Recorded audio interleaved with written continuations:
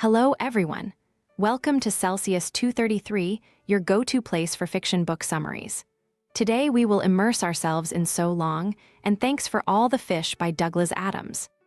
So Long, and Thanks for All the Fish by Douglas Adams, 1984, is the fourth book in the celebrated Hitchhiker's Guide to the Galaxy series.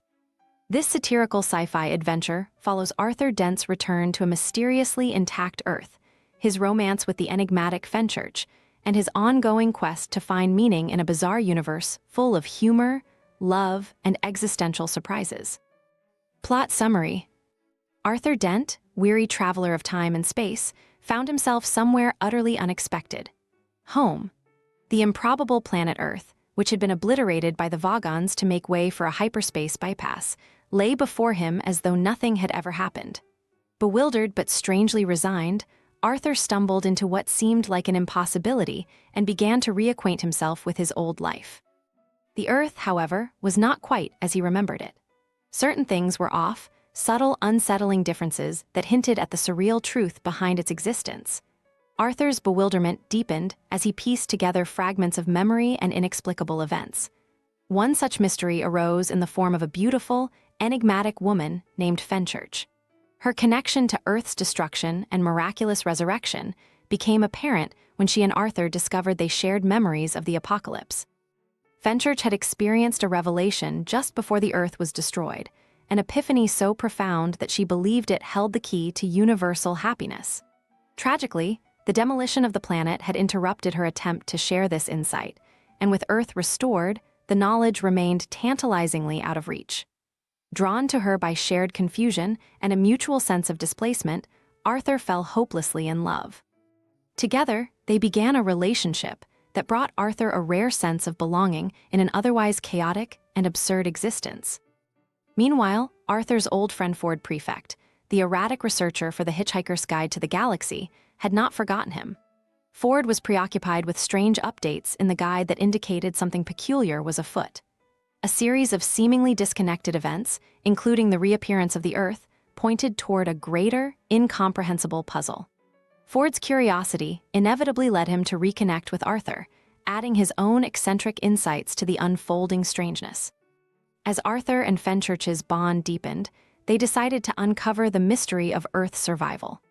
Their journey took them across the familiar, yet subtly altered landscapes of Earth and eventually led them to a bizarre revelation. Dolphins, the planet's second most intelligent species, had left humanity a message. The dolphins, knowing of the impending destruction, had abandoned Earth in an extraordinary act of self-preservation, leaving behind only a cryptic farewell. So long, and thanks for all the fish. The message was encoded in a glass bowl inscribed with those very words, a parting gift of sorts from the dolphins. The bowl's meaning proved elusive, but carried an eerie resonance, tying together the absurd events that had plagued Arthur's life.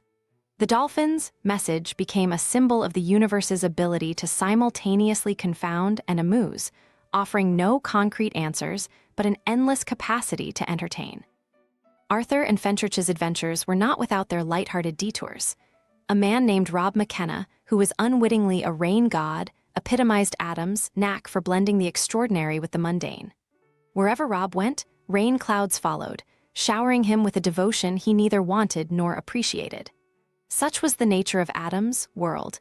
Even gods could be ordinary, and ordinary people could become accidental heroes. The two lovers' search eventually led them to the skies.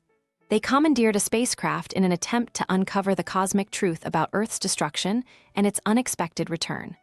Along the way, Arthur encountered Marvin the paranoid android, whose brief yet impactful appearance reminded everyone of the profound melancholy that underpinned the universe. Marvin, worn down by eons of existence, embodied the aching poignancy lurking beneath the surface of Adams' humor. As they neared the end of their journey, Arthur and Fenchurch found themselves grappling not with answers, but with even greater questions. Why had Earth been resurrected?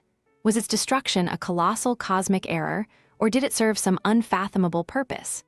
These mysteries seemed destined to remain unsolved, yet Arthur found solace in his love for Fenchurch and the simple joys of existence, however fleeting or absurd. In the end, there was no grand revelation, no ultimate truth to tie everything together. The universe remained as bewildering and indifferent as ever, but Arthur had gained something precious.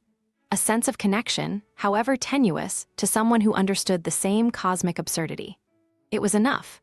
For a man who had once felt completely untethered in the vast expanse of space, to love and be loved in return was its own profound answer. That's all for now. The journey through the Hitchhiker's Guide to the Galaxy series doesn't end here. Check out the rest of the series by Douglas Adams. You know where to find them. Remember, while our summaries capture the essence, they can never replace the full experience of reading the book. If this summary intrigued you, consider diving into the complete story, buy the book, and immerse yourself in Douglas Adams's original work. Bye-bye, take care, have fun.